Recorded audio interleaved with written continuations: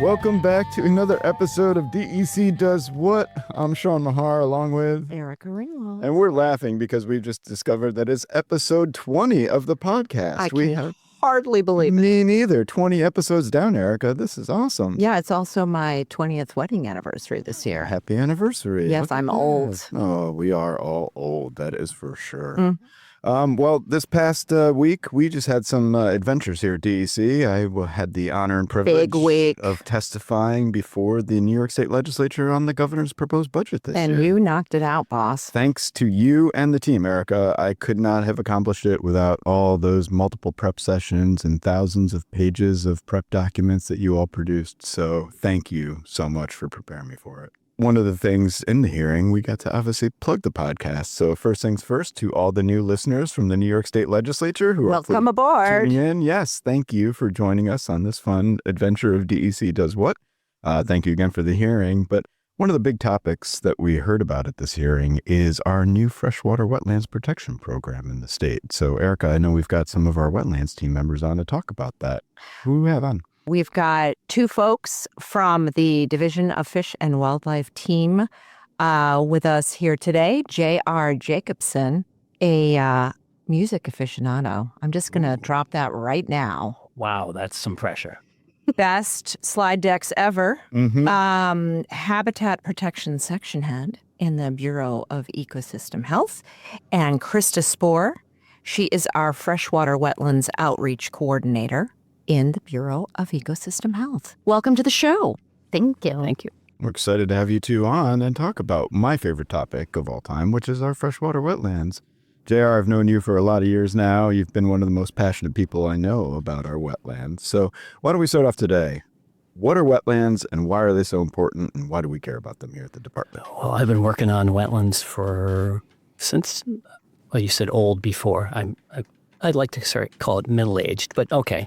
I've been working on wetlands since 1988 is when I first started as a seasonal fish and wildlife technician when we were working with wetland mapping. And so the importance of wetlands have been sort of in my psyche for a very, very long time. And for me, I'm a wildlife biologist, so the first thing that comes to mind on why wetlands are important is because they provide great habitat for a whole host of different animals. You know, I'm in the Division of Fish and Wildlife, and so my tail wags when we start talking about wildlife, and there's a whole host of wildlife that use, the wetlands as their habitat for various things. You know, you think about ducks. Everybody thinks, oh, what's a wetland look like? Oh, they have ducks in it. But there are so many more things that go from, those open water habitats all the way through things that are, have trees in them, so you can have wetlands that go that full span. And so, they provide habitat is probably the main reason why I got into this. But then as I got to learn more about it, then there were so many more benefits that, come to New Yorkers because of those wetlands. Everyone talks about, stormwater holding capacity. So in a changing climate, we all worry about how, we're going to handle those increased storm flows, and wetlands do a great job at, holding that water so that they protect, landowners and their various infrastructure things there. So my tail wags for that too. So, okay, you're talking about tail wagging. Now, listeners can't see, but you are wearing a tie that has salamanders on it, and salamanders do have tails. Now, do salamander tails wag, and do salamanders get excited? Well, I'm sure they get excited at something. I would think they're excited because the department now is protecting their habitats. How's that for a little? That's great. I like that. And so, in our new statute, vernal pools are a thing that we really haven't regulated and protected much in the past. And so that's a huge thing for the salamanders and for us too. What are vernal pools? Thank you, Krista. You beat me to it. They're wetland. Oh, this is going to be like a Grill JR episode. Even the guests are asking you questions. Well, I'm glad you asked, Krista. That's the appropriate answer, JR. And so vernal pools are small wetlands that are isolated from other ones. They tend to be really great providing habitat for salamanders and frogs and other things that use them for breeding. But they only spend a small portion of their time in that vernal pool to breed, lay eggs, that sort of thing. And then they spend most of the time in upland areas surrounding those wetlands. And they can go as far as 2,000 feet from the actual vernal pool, which is amazing to me.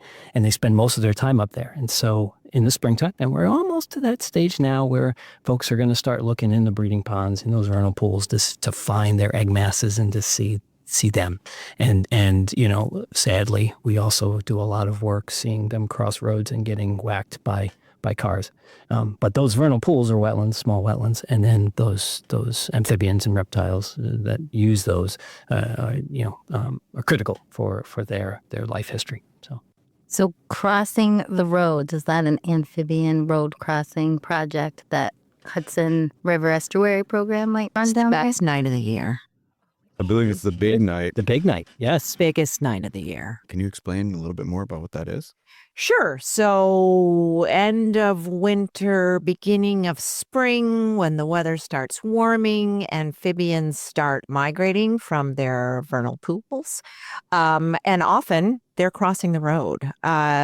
So DEC, what we do every year, we sort of support and train volunteers across the state, but big focus on the Hudson Valley, to safely help move amphibians from one side of the road to the other, so they are not the victims of vehicle collisions and they make it to their destinations. It's a super cool thing. Folks are out in the middle of the night helping protect wildlife, and we really encourage everyone to take part. Thousands of people do. Check out dec.ny.gov in the next several weeks to learn more and sign up. And every year I do that, and I have for many, many years, nicely at my own house. I don't need to get out and do much because they actually are up on the upland in my property. Then they cross the road and go to a vernal pool on the other side of the road. So I can take my kids out in my pajamas and with boots and an umbrella and do that versus having to go and get in the car and drive places and so forth. So I just love it. Me too. And that's where I actually got my start as an ecologist myself, doing wetlands and doing wetland research and going out in the springtime in vernal pools, watching frogs cross the road, figuring out breeding transects, where they're migrating to, how they're using these ponds. Started in the Saratoga battlefield, a really unique spot that has a lot of different wetlands complexes on that site. So it was a really cool research project that we could do. But now my family thinks I'm crazy because on that first warm, rainy night when no one wants to be outside, I'm headed out to the car. I'm driving with my windows down, listening for frogs, figuring out where the breeding pools are in my neighborhood, and just loving nature and the rebirth that comes. And frogs are like the birds, sort of the signs of spring, right? The rebirth of Earth is happening. And these are the places on the planet that are most important for their survival. And that's really what makes this work so important. So let's go down a little bit more into the regulations themselves. So how are wetlands doing in the state, and why do we need to put new protections in place? Well, we've had a wetland protection law since 1975 that previously was predicated on making sure that wetlands that we regulate are mapped and shown on maps. And in 1975, in the early 80s, we did a great job at mapping all those things. And then wetlands have changed, and we recognize that we missed an awful lot of wetland. We've estimated we missed a million acres of wetland. In context, there's 1.2 million acres on our old maps. So, almost doubling, or we missed half of what we should have. And so that is what has been driving us to say, okay, the statute says we're supposed to protect these wetlands, and this Freshwater Wetlands Act, Article 24 of the Conservation Law, regulates the wetland that are greater than 12.4 acres, and always has. And with the new statutory changes that came in 2022, we still do. And so those larger wetlands is what we were supposed to regulate, but we missed an awful lot of those in the mapping. That's what drove the effort to change the statute to say, even if we were to map and change the maps, they're out of date by the time we were able to kind of get them through the regulatory process.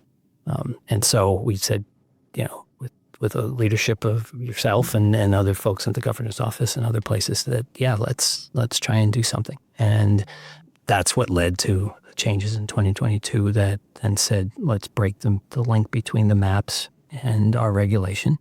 Let's still regulate those larger wetlands, in the case of 12.4 acres, but also regulate some of the smaller wetlands.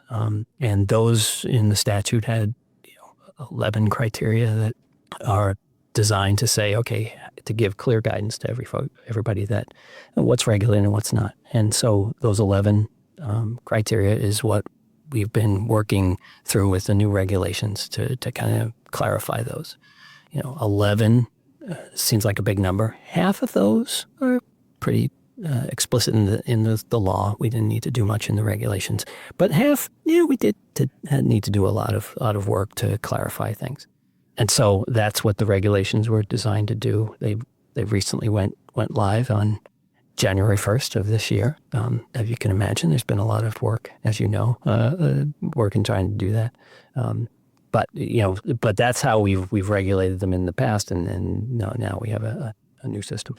So as we adapt to that new system, obviously public education is going to be key. So Krista, talk to us about the outreach work that you're doing and how are we helping educate New Yorkers on the importance of wetlands and the new protection measures that we have in place. I have done one webinar, a public webinar so far that was January 15th. And there is a definite interest in these new regulations because we broke DEC's record of attendance. There was 2,200 people on the line. That's awesome. Luckily, I just see a screen and myself, so it didn't make me too nervous. No pressure. No pressure. There are 1 million people listening right now. But can't see. Or 4. Yeah. Hi, Mom. So there's more public webinars coming out next week. We have the Hudson River Estuary Program is doing one. A couple weeks later, the New York Planning Federation. And then we're running another one with DCE and DFW that is going to be targeted just to municipalities and code enforcement officers. There's also outreach going out on the ground. So the regions are awesome at helping me, like, hey, do you have anything going on in my region? So different ecologists and from BEH will go out to different planning board meetings and stuff like that. And then, of course, there's our social media. And then the webpage, that's where you get all your information. And eventually, lovely programs for like realtors I'm working on with the Sea Grant. They have one that they work with Vermont doing a realtor program for their state. And so they're helping me create one for our state. So, Krista, why did you get involved in wetlands, or what brought you to this world, and what's your favorite wetland story for us? Since working here, I discovered I have a vernal pool on my property where I Awesome. Yes, and so I always loved hearing the spring keepers, and so now I understand it more, and I go out there, and I'm not super great at botany yet, but I will get there. Teach you a few tricks if you need. Yeah. Get me over anytime. Yes, awesome. So what brought me to it is I started a journey with loving the environment and wildlife. Got my master's, or got undergrad zoology, master's in environmental management. But then I just took a turn towards yoga. My worldview was like, the world is so messed up. I got to help each person by slowing down, coming within and finding themselves, and then they'll feel their connection to nature. So I did that for a while, opened a yoga studio and did some outreach and worked with a nonprofit for Songwriting with Soldiers, an amazing organization that connected veterans and active duty to professional songwriters. So I saw the magic of connection. And so my path was very meandering, but it made me the perfect fit for this job. Like when it came up, my husband's friend was like, this job looks perfect for Krista. And COVID had happened, so I took a steer from the fitness world, from yoga. And I was like, I've been meaning to get back to it. And I was like, this looks really hard, but I am really interested. Well, staying on that theme of yoga and flexibility, one of the things we are always doing is being flexible in the way that we implement our new regulations that are coming down the That pipe. was a stretch. Oh, yes, it was, Erica. But I think, JR, just to turn back to you for a second on flexibilities, one of the things we do, obviously, we set regulations. We have very specific, compliance mechanisms that are baked in there.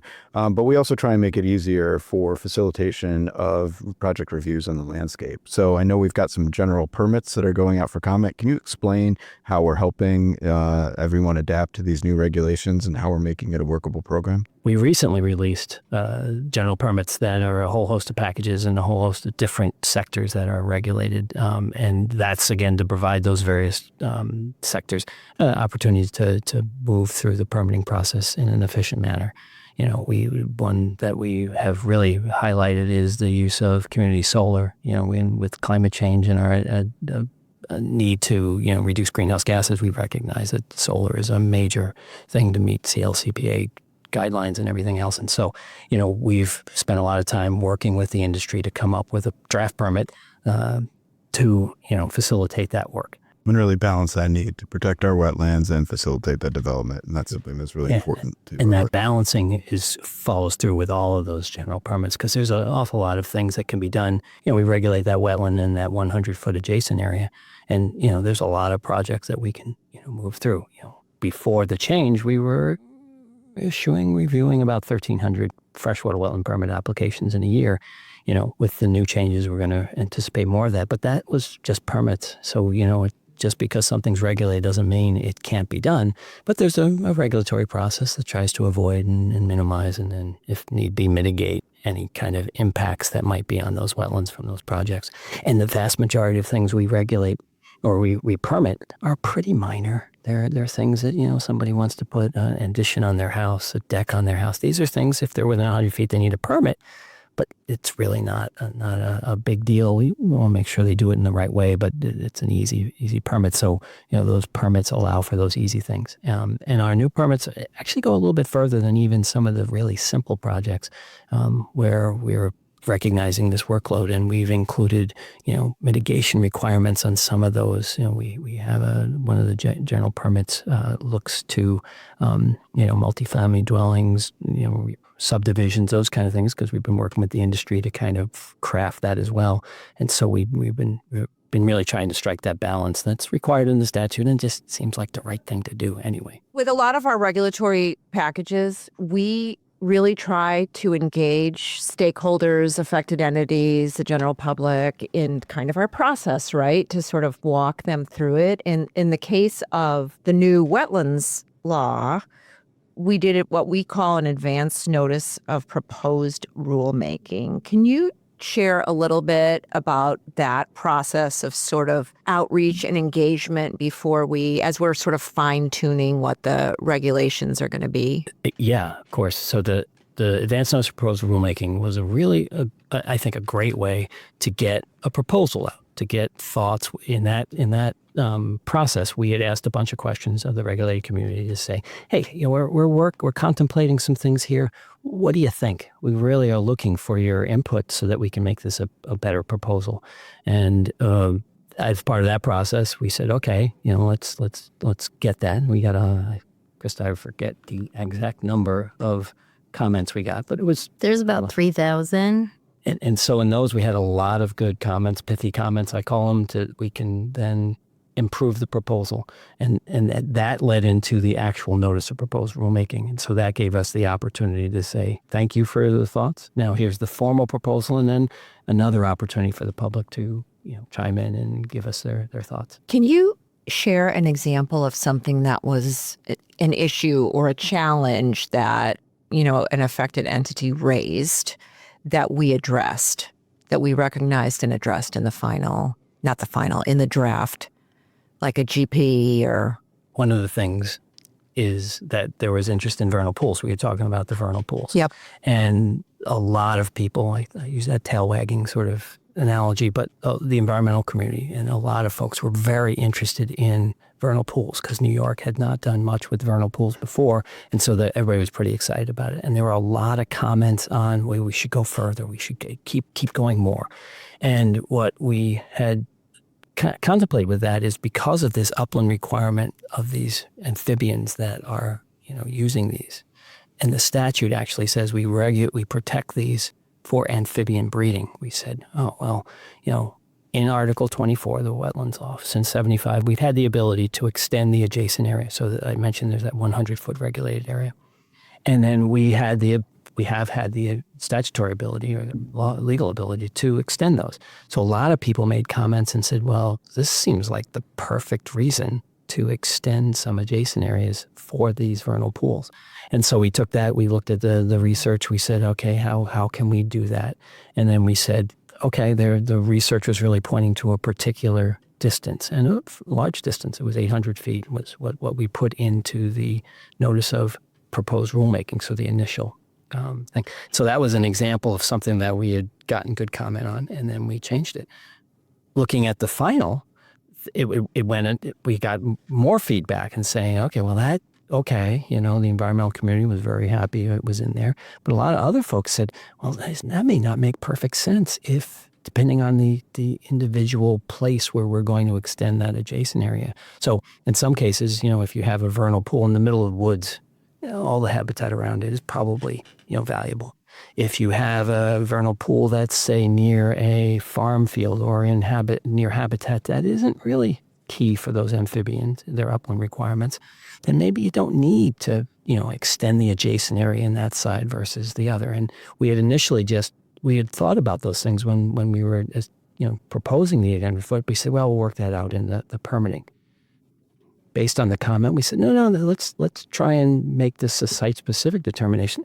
Honestly, it's a little more work for everybody because now we have to figure out when a proposal comes in, where are we going to extend it to the east or the west, and all the details that go into that. But that's in the notice of adoption, the final regulations. We had changed that to say, yeah, let's do it on a site-specific basis. And really let science be our guide, right, on the field. Yep. That's what jurisdictional determinations are all about, really seeing what the ecology of a locality or local project has, and then really adapting our regulations to meet that dual need of recognizing what needs to happen on a site, but also what needs to be protected on that site. So one of the questions I got at the hearing a lot was lakes. Are lakes wetlands, and how do these new regulations apply to some lake-wide landowners, and what should they expect? So in the old system, we had to map the wetlands that we regulate. And we mapped some areas of lakes, but not all. The statute has always said that, one of the types of wetlands are submergent vegetation, so things that are in lakes. And it's said that since 1975, but we didn't map it completely, or we didn't map it consistently because they're really difficult to know remotely where the extent of those areas are. And so, now with the new statute not being tied to the maps, a lot of folks have questions, and legitimate questions, about how is that going to be implemented and so forth. And so we are going to regulate wetlands or submerged wetlands in lakes that are greater than 12.4 acres, or if they meet one of those unusual importance criteria. It's a really tough challenge for us when we're doing our jurisdictional determinations to see these things, because you can't see them all the time from an air photograph. Folks know there's weeds in their lakes, and pretty much every lake has some vegetation in it that we'll call weeds or wetland plants or whatever you want to call it. The challenge for us will be to make those determinations on a case-by-case basis. We know some lakes clearly have been managing their emergent or the submergent vegetation for years. Those are likely going to be regulated. It's the other lakes that are going to be challenging for us. And, what we've told folks is, certain activities are exempt. So there are many activities, maintenance of existing structures, as far as docks and putting docks in and out every year, that's just an unregulated, it's exempt activity. But new docks will need permits. Vegetation management, will need new permits. So that's a challenge for us. One of the general permits that we've been working on is to address invasive species management in these lakes that are regulated. So we're trying to find an easy path to manage, this vegetation that we can all agree to is ecologically a problem. And so how do we find an easy way to do that? And the general permits are one of those ways.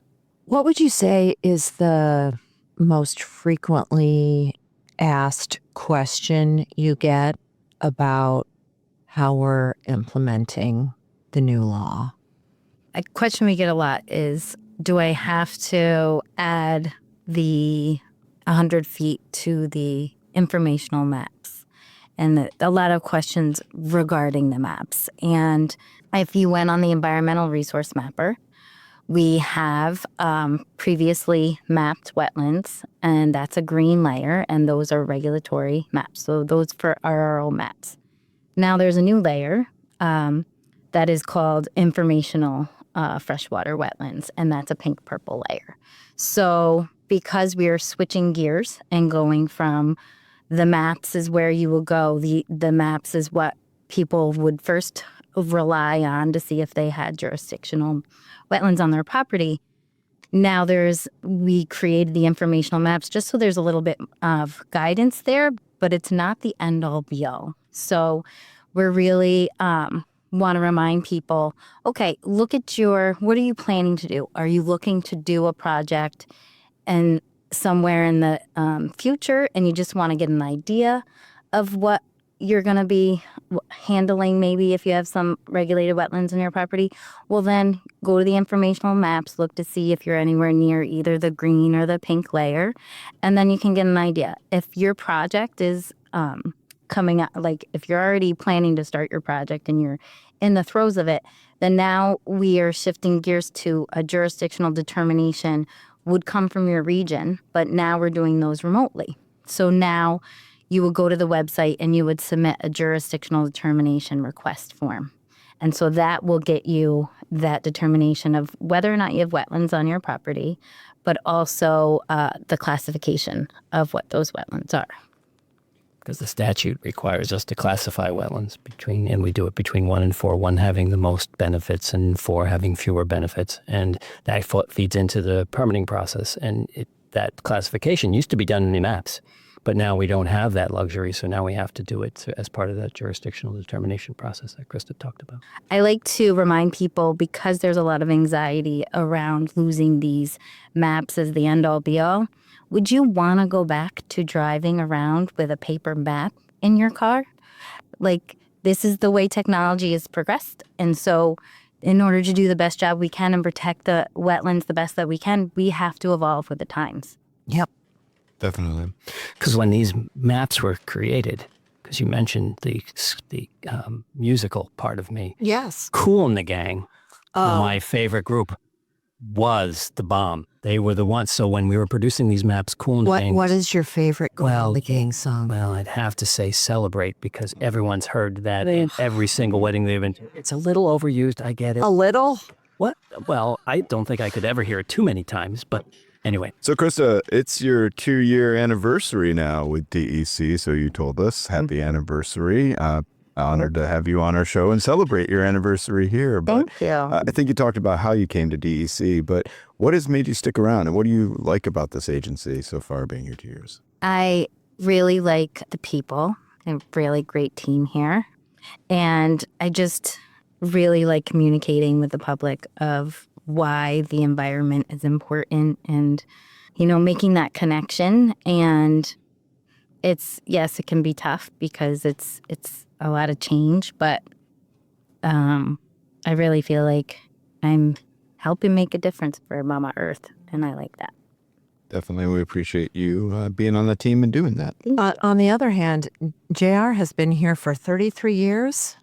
Did I read that right? Yeah. I started when I was 3. Holy smokes. And I come into work every day. Okay. Most every day.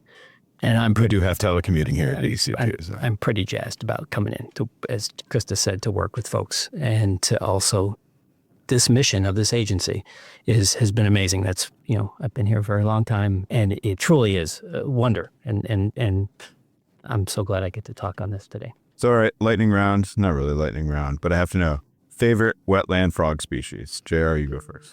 That's a tough one because New York species. Only because I see them almost not every day, but very frequently in my yard. Wood frogs. Wood frogs? Yeah. Okay. Krista? Spring peeper. Spring peeper. Erica? I'm also a fan of the spring peeper. All right, see. I'd go wood frog just because they are the explosive breeder, right? You can only hear them for like a week at a time, and that's it. And if you miss them, you miss them, and then you can go count their egg masses. But I like a green frog. They're a little bigger. I like their song. And it's just, yep. And everyone thinks it's a bullfrog, but it's actually a green frog. The one thing that I had this distinct recollection when I used to do a lot of field work. So, our folks do a lot of field work. We do delineations. We go out in wetlands.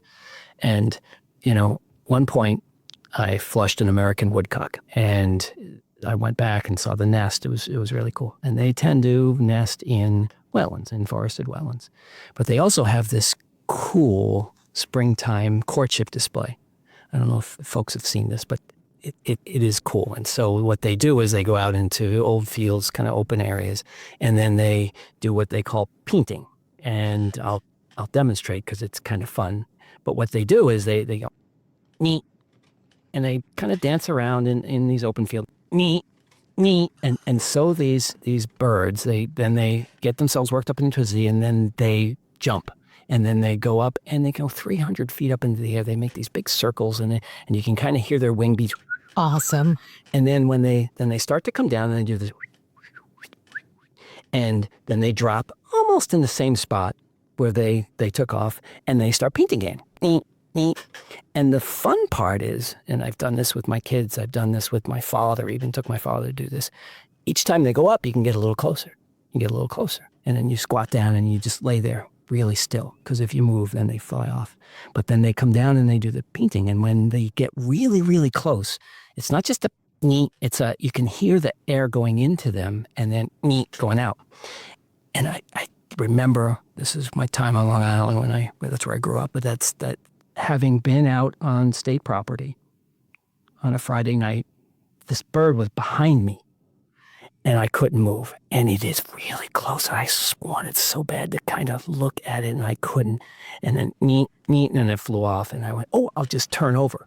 And then it flew somewhere else, 30 yards away. Close, but not close enough. And just doing that is so cool. And there's a species that is wetland dependent, but not for everything. And they're up, where they're doing the painting, they do it in wetlands, but they also do it in uplands as well. And so there's something that's a common species. It's not rare, but without those wetlands to provide habitat for their nesting, they wouldn't be around. So JR, your story made me remember one of my stories about being out in the battlefield, middle of the night, because you're doing frog research in the middle of the night after sun goes down.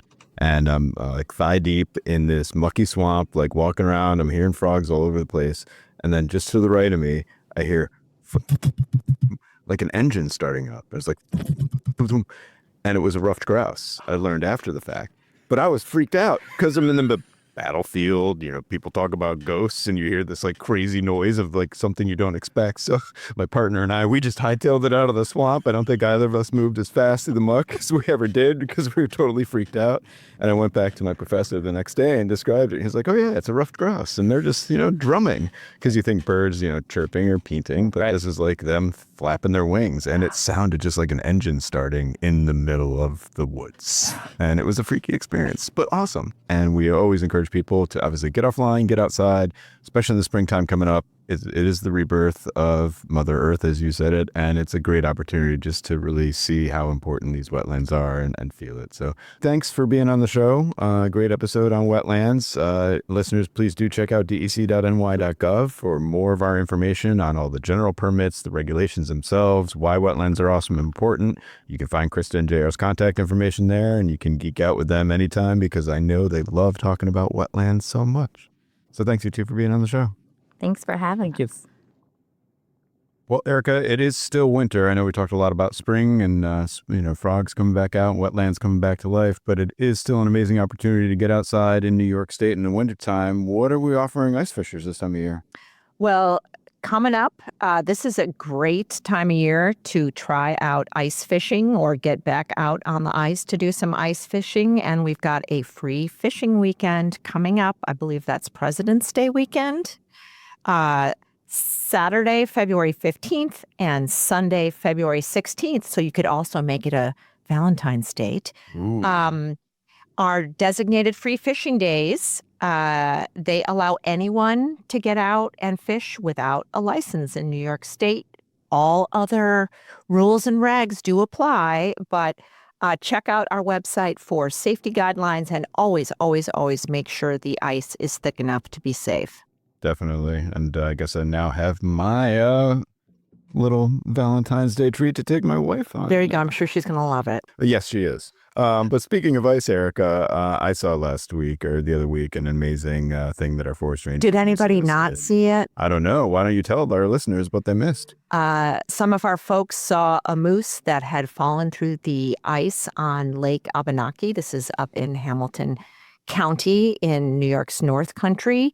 And our forest rangers and NCON officers figured out a way to help guide the moose out of the ice. They got out there in their cold water suits, challenging rescue mission, and the moose got out.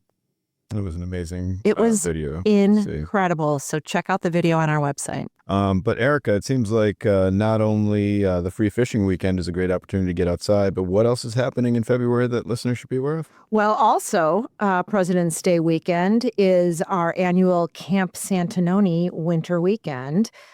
This is an incredible time to get outside, enjoy winter recreation, whatever your interest may be, for some exclusive winter access to the preserved buildings of one of the former great camps in the Adirondacks, Camp Santanoni. No reservation required and no cost involved. And if you can't make it President's Day weekend, because maybe you are ice fishing with your Valentine, we'll be doing it again the weekend of March 15th and 16th. Awesome. And there's a really cool facility up there, a great opportunity to get out and enjoy nature and check out some of the rich natural history and history that we have here at the department as well. Yes. Well, Erica, that does bring us to the end of season 2. I have many feelings. Me too. Other than excitement for season 3. Can't wait. It's going to be awesome. So we're going to take a week or two off, just get our episodes lined up for season 3 coming up. Look forward to, continuing to deliver to you all the news and information that you need on what makes us the best state agency in state government and one of the best in the nation for environmental protection. And it's been an honor to do 20 episodes with you, Erica. And right back at you. See you rise to this occasion that I threw you in of this podcast. But it's been an awesome opportunity, and please keep emailing us at contact@dec.ny.gov. Let us know more of what you want to hear as we plan for season 3. But in addition to thanks for tuning in, Erica, what can everyone do? Get outside. DEC Does What is a production of DEC's Division of Communication, Education, and Engagement. Our theme music is an original composition by Mike Menza, Environmental Program Specialist with DEC's Division of Fish and Wildlife. Like what you heard on this episode? Please leave a review and share this episode with others. Want to learn more about DEC's wide-ranging efforts to protect New Yorkers and the environment? Visit dec.ny.gov or connect with us on social media. You can find us using @NYSDEC. For more information on DEC Does What, visit dec.ny.gov/podcast.